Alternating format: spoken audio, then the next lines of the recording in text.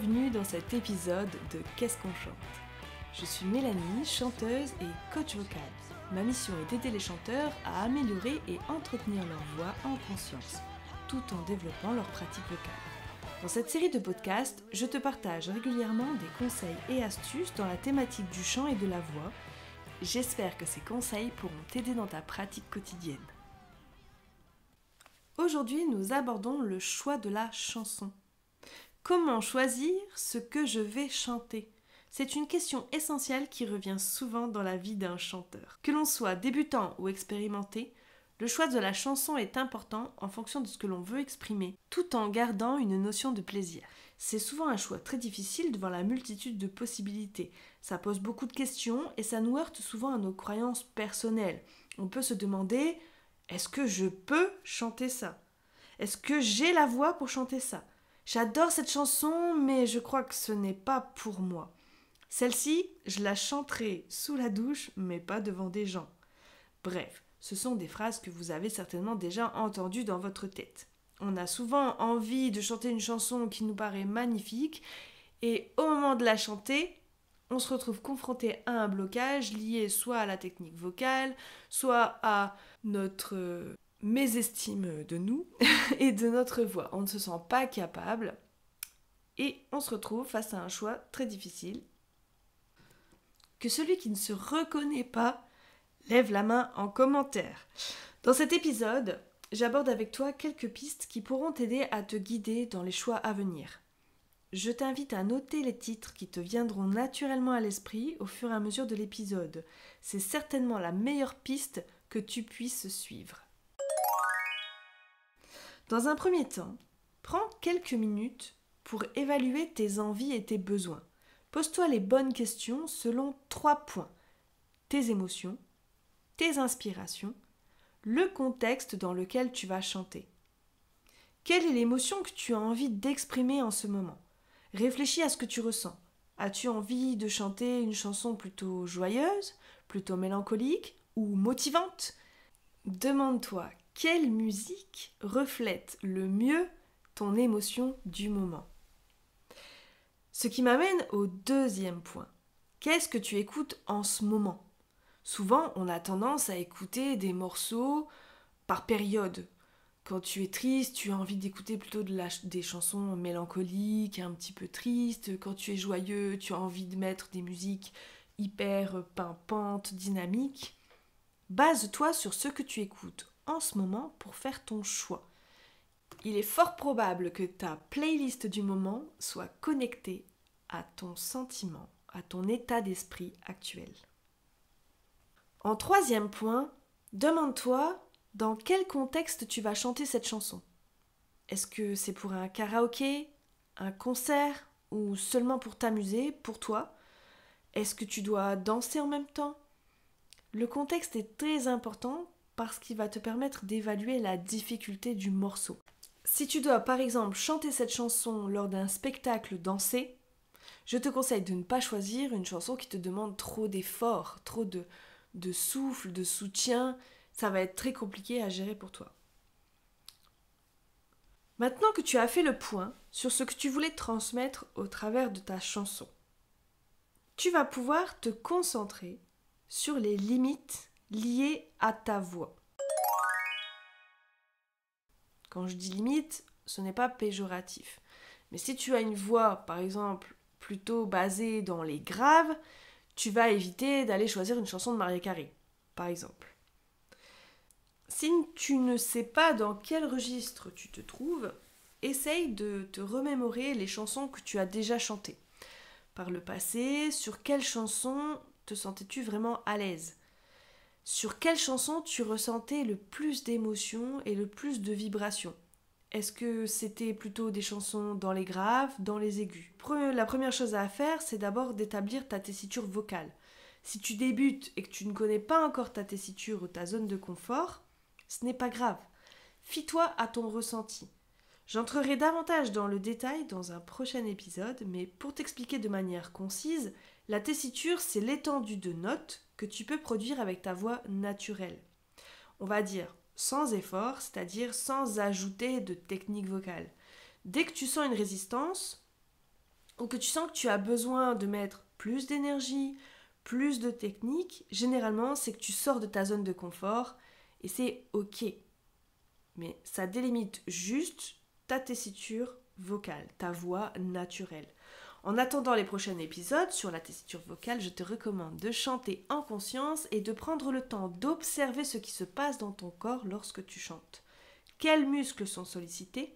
Pour quelle hauteur de note? Dans un premier temps, ne cherche pas à contrôler les choses. Contente-toi d'observer tes sensations et de les noter quelque part. Tu pourras y revenir en temps voulu.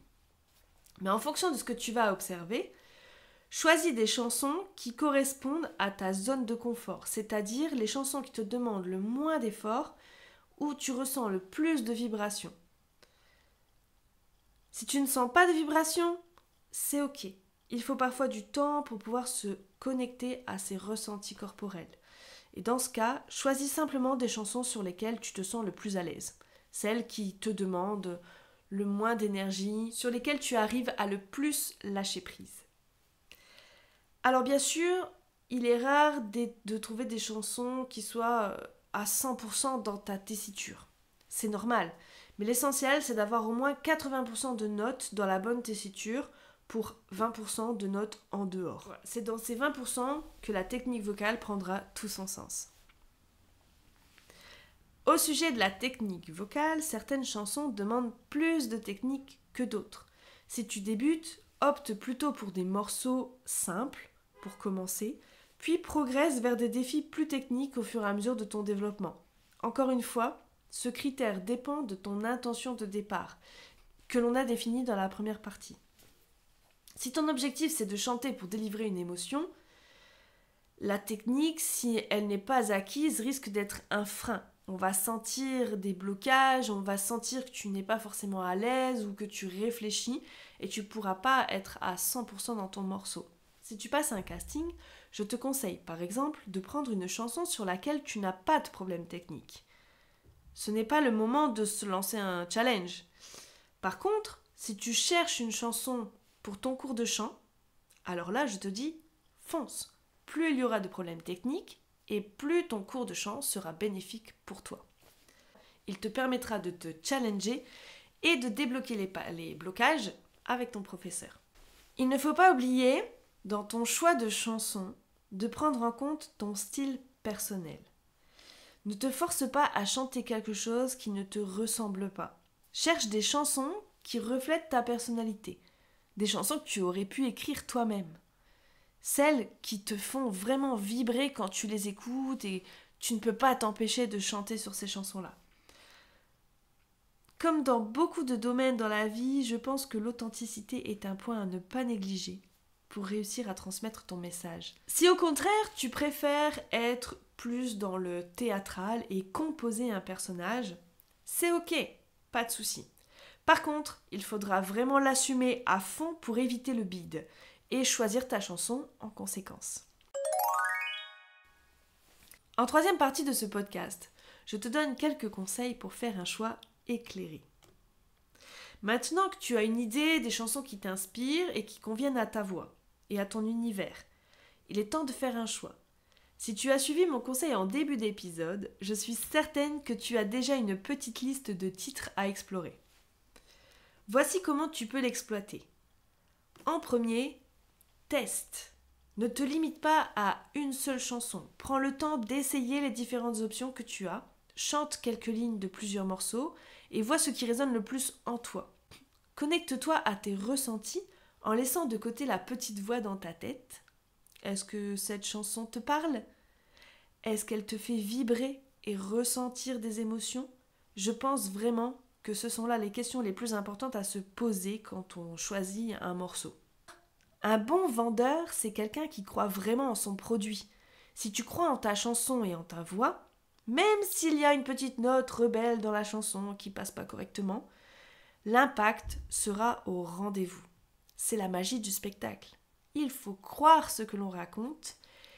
Et si tu as un doute sur ta chanson, c'est que ce n'est peut-être pas la bonne chanson. Quand tu auras réduit la liste à quelques choix, écoute des versions différentes. Parfois, une interprétation différente d'une chanson peut te donner d'autres idées. Écoute des reprises, des versions acoustiques ou encore des arrangements différents. Sur YouTube, tu as vraiment un panel de possibilités infinies. Alors n'hésite pas à aller chercher. Petite astuce pour les trouver facilement, tu tapes le titre de la chanson plus cover.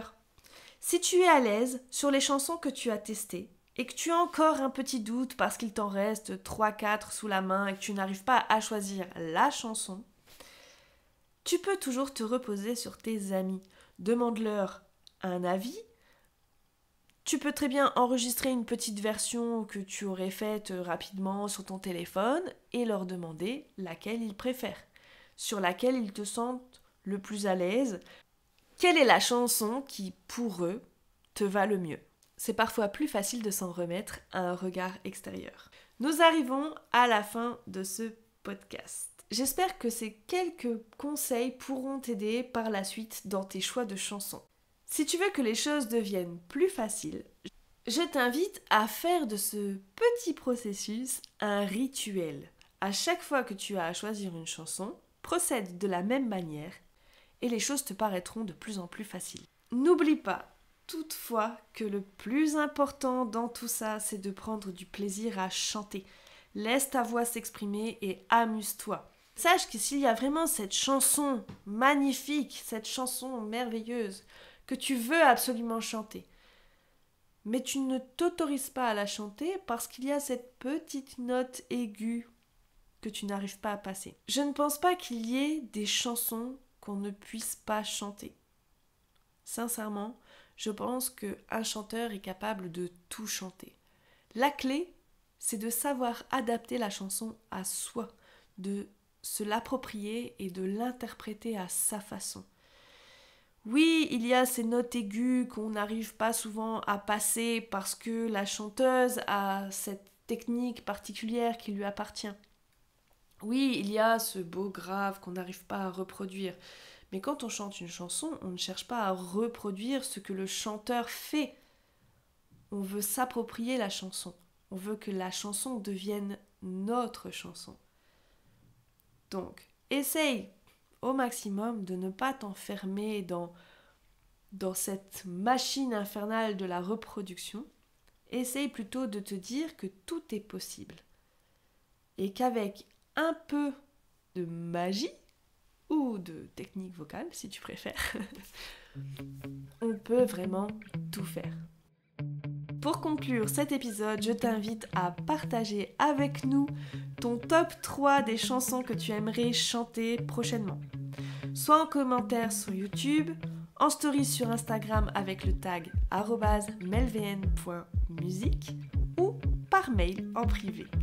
Je m'en inspirerai pour les prochains défis du groupe Facebook. Merci d'avoir été avec moi aujourd'hui. Si cet épisode t'a plu, pense à t'abonner, à laisser une note au podcast ou à le partager si tu sens qu'il pourrait aider quelqu'un que tu connais. À très bientôt pour un nouveau chapitre de Qu'est-ce qu'on chante ?